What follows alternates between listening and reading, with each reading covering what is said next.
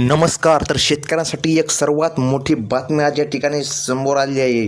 पहा, सर्वात मोठी बातमी आहे. 1 मिनिटापूर्वीचीच बातमी आहे. सर्वात मोठी अपडेट या ठिकाणी शेतकऱ्यासाठी आज या ठिकाणी आलेली आहे. बघा, पीक विम्याचा दुसरा टप्पा जे काय पीक विम्याचा अग्रिम पीक विमा म्हणजे की खरीप पीक विमा जे काही पीक विमा आहे तो 75% आज शेतकऱ्याच्या खात्यामध्ये जमा होण्याच्या ठिकाणी सुरुवात झालेली आहे. पहा शेतकरी मित्रांनो, लगेच या ठिकाणी यादीमध्ये तुमचे नाव या ठिकाणी पाहून घ्या. यादी पण आपण या ठिकाणी सांगणार आहोत. यादी पण या ठिकाणी आज जाहीर झालेली आहे. परंतु एक मोठे काम देखील शेतकऱ्याला करावं लागणार.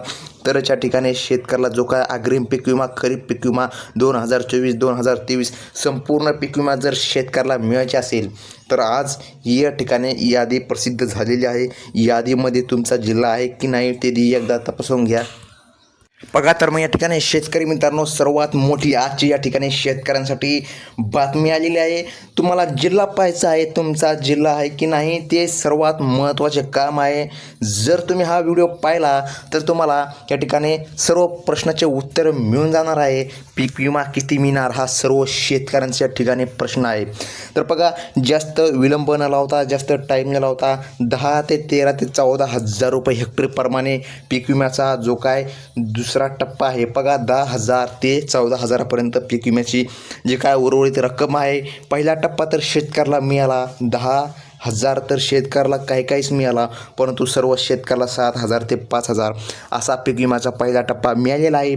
आता सुरुवात झालेली आहे. जो काय दुसरा टप्पा आहे ते उर्वरित जी काय दुसऱ्या टप्प्याची रक्कम आहे ती आजपासून शेतकऱ्याच्या खात्यामध्ये जमा होण्यास सुरुवात होणार आहे.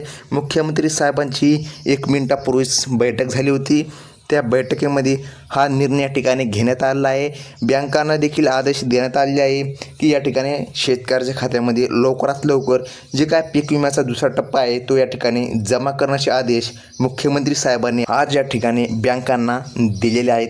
तर बघा, शेतकऱ्याच्या खात्यामध्ये आजपासून विमा रक्कम या ठिकाणी जमा होण्यास सुरुवात होणार आहे. आता सर्वात महत्त्वाचे काम म्हणजे की तुम्हाला एक काम देखील करावे लागणार, ज्याशिवाय तुम्हाला हा पीक विमा मिळू शकत नाही. तर मग या ठिकाणी तर शेतकरी मित्रांनो, यादी देखील पाहणं गरजेचे आहे की तुमचा जिल्हा आहे की नाही. बघा, तर शेतकरी मित्रांनो, महाराष्ट्र हे कृषी प्रधान राज्य असून येथील बहुतांश जनता प्रत्यक्ष किंवा अप्रत्यक्षपणे शेतीवर या ठिकाणी अवलंबून आहे. गेल्या काही वर्षात हवामान बदलाच्या परिणामामुळे शेतकऱ्यांच्या मोठ्या या ठिकाणी आर्थिक संकटामध्ये सामोरे जावं लागले आहे. या पार्श्वभूमीवर राज्य सरकारने घेतलेला हा सर्वात अत्यंत या ठिकाणी महत्त्वपूर्ण निर्णय ठरत आहे. म्हणजे की दुसरा टप्पा या ठिकाणी शेतकऱ्याला मिळण्यापासून आजपासून या ठिकाणी सुरुवात होत आहे. मुख्यमंत्री साहेबांची या ठिकाणी सर्वात मोठी या ठिकाणी आदेश आजचा आहे. बघा, या योजनेअंतर्गत जे काय पात्र शेतकरी आहे सरासरी 10,000 रुपये मिळणार. बघा, आपण अगोदरच्या ठिकाणी सांगितले 10 ते 14 ते 15,000 रुपये शेतकऱ्याला ठिकाणी मिळू शकतात. ही रक्कम थेट शेतकऱ्याच्या बँक खात्यामध्ये या ठिकाणी जमा केली जात आहे. थेट या ठिकाणी बँक हस्तांतरण डीबीटी पद्धतीने या ठिकाणी केले जाणार आहे. बघा, डीबीटी पद्धतीने या ठिकाणी शेतकऱ्याच्या खात्यामध्ये ही रक्कम जमा होणार. परंतु तुम्हाला एक काम देखील करावं लागणार, म्हणजे की बघा, रक्कम जी काय आहे ही डीबीटीने या ठिकाणी जमा होणार आहे. तर मग एक काम देखील शेतकऱ्याला करावं लागणार, नाहीतर ही रक्कम या ठिकाणी म्हणजे की मिळू शकत नाही ही रक्कम शेतकऱ्याला, जर शेतकऱ्याने काम नाही केलं. आता बघा, आपण जिल्हा यादी पाहणार आणि नंतर या ठिकाणी हे काम देखील पाहणार की शेतकऱ्याला जर मिळायचं असेल पीक विमा तर काम करणे देखील हे गरजेचे आहे. चला तर या ठिकाणी प्रथम जिल्हा यादी या ठिकाणी पाहून घेऊया की तुमचा जिल्हा आहे की नाही. आता बघा शेतकरी मित्रांनो, विभागनीय मदतीचे वाटप म्हणजे की प्रत्येक विभागासाठी या ठिकाणी रक्कम जमा करण्यात आली आहे.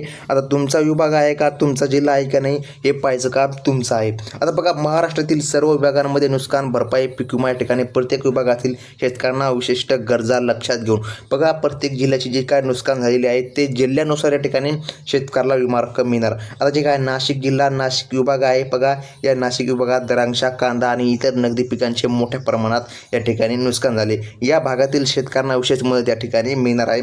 बघा, द्राक्षाची निर्यात या भागातून मोठ्या प्रमाणात होत असल्याने अवकाळी पावसामुळे काय झालेली नुकसान आहे शेतकऱ्याची त्याची या ठिकाणी दुसरा टप्पा म्हणून या ठिकाणी शेतकऱ्याला रक्कम आजपासून या ठिकाणी मिळणार आहे.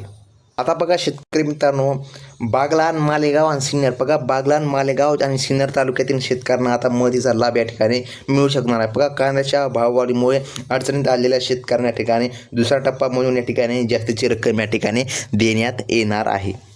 आता जो काय पुढील विभाग आहे तो म्हणजे की पुणे विभाग. बघा, पुणे विभागामध्ये अहमदनगर, सोलापूर या ठिकाणी जिल्हे आहेत. बघा, जिल्ह्यातील शेतकऱ्यांना सर्वाधिक या ठिकाणी मदत मिळणार आहे. या भागामध्ये बटाटा या ठिकाणी बघा, बटाटा आणि तेलबिया या ठिकाणी जे काय नुकसान आहे हे झालेले आहे. बघा, तर पिकांचे उत्पादन मोठ्या प्रमाणात होते. पुणे विभागातील शेतकऱ्यांना ऊस उत्पादनासाठी आधुनिक तंत्रज्ञान वापरण्यात प्रोत्साहन देखील देण्यात येणार आहे. परंतु आपण फक्त पीक विम्याचं बोलूया, तर पीक विमा देखील मिळणार आहे. बघा, तर शेतकरी मित्रांनो, पुढील जिल्हा आहे कोल्हापूर विभाग. आता कोल्हापूर जे काही विभाग आहे तर सातारा, सांगली, कोल्हापूर जिल्ह्यांच्या ठिकाणी समावेश होतो. बघा, या भागामध्ये साखर कारखान्याची संख्या जास्त असल्याने ऊस उत्पादक शेतकऱ्यांना या मदतीचा विशेष फायदा मिळणार आहे. त्यांना देखील पीक विम्याचा दुसरा टप्पा या ठिकाणी मिळणार आहे.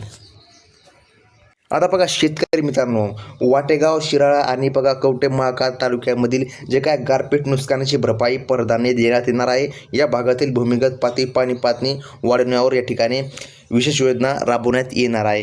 पण बघा, पीक विमा पण या ठिकाणी इथे मिळणार आहे. आता छत्रपती संभाजीनगर जे काय विभाग आहे, बघा, या छत्रपती संभाजीनगर विभागामध्ये जालना, बीड या ठिकाणी परिसराचा या जिल्ह्यांचा या ठिकाणी समावेश होतो. बघा, मराठवाड्यातील दुष्काळी परिस्थितीमुळे या भागातील शेतकऱ्यांना आर्थिक या ठिकाणी संकट या ठिकाणी आलेलं आहे. बघा, त्यामुळे या भागाकडे विशेष लक्ष या ठिकाणी देण्यात येणार आहे. जी काय तिथं नुकसान झाली होती तिथे पण या ठिकाणी भरपाई मिळणार. आता बघा, तेथील गंगापूर, आंबड, पळी तालुक्यांमधील शेतकऱ्यांना तातडीची मदत त्या ठिकाणी पोहोचण्यात येत आहे. बघा, तेथील कपाशी, सोयाबीन या पिकांचे नुकसान झाले होते, त्यांना देखील जे काय पीक विम्याचा दुसरा टप्पा आहे ते मिळणार आहे.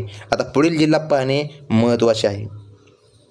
आता पहा, पुढील जे काय विभाग आहे तो आहे लातूर विभाग. आता लातूरमध्ये उस्मानाबाद, नांदेड, परभणी आणि हिंगोली जिल्हे या ठिकाणी आहेत. आता बघा, या भागामध्ये या ठिकाणी तूर, हरभरा आणि मका पिकांचे मोठ्या प्रमाणामध्ये नुकसान झाले अवकाळी पावसामुळे.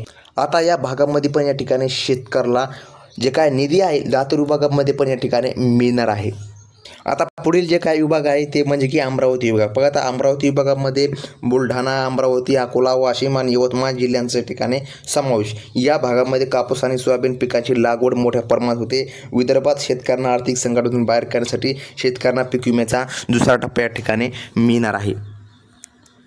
आता बघा शेतकरी मित्रांनो, जे काय पुढील विभाग आहे तो आहे नागपूर विभाग. आता नागपूर विभागामध्ये बघा, वर्धा, नागपूर, भंडारा, गोंदिया, चंद्रपूर. बघा, वर्धा, भंडारा, गोंदिया, चंद्रपूर आणि गडचिरोली बघा या जिल्ह्यांचा या ठिकाणी समावेश आहे. या भागामध्ये या ठिकाणी बघा कापूस आणि डाळिंबाचे मोठ्या प्रमाणात या ठिकाणी उत्पादन होते. विशेषतः भात उत्पादक शेतकऱ्यांना या मदतीचा या ठिकाणी फायदा मिळणार आहे. आता कोळी, सावनेर, रामटेक तालुक्यातील शेतकऱ्यांच्या खात्यामध्ये मदतीची रक्कम या ठिकाणी जमा करण्याची प्रक्रिया आजपासून सुरू आहे. या भागातील जल व्यवस्थापनावर देखील भर देण्यात येणार आहे.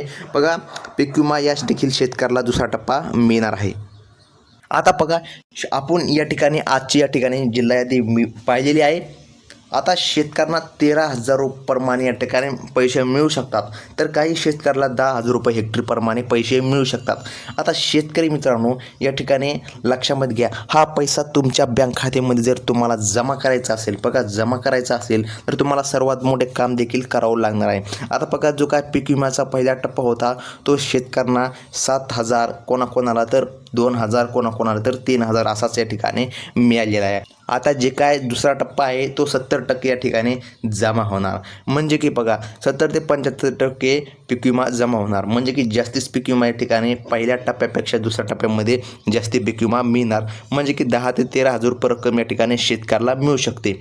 आता शेतकरी मित्रांनो बघा, जर तुम्हाला ही रक्कम तुमच्या खात्यामध्ये जर जमा करून घ्यायची असेल, तुम्हाला सर्वात महत्त्वाचे काम म्हणजे की KYC करणे गरजेचे आहे. जर तुम्ही KYC केली तर तुमच्या खात्यामध्ये ही रक्कम निश्चितच या ठिकाणी मिळणार आहे. तुमचे खाते सुरू आहे का ते एकदा तपासा. जर खाते देखील सुरू असेल, तुमचे आधार लिंक जर असेल तर तुमच्या खात्यामध्ये ही रक्कम या ठिकाणी निश्चितच जमा होणार आहे. तर शेतकरी मित्रांनो, ही होती आजची या ठिकाणी अपडेट.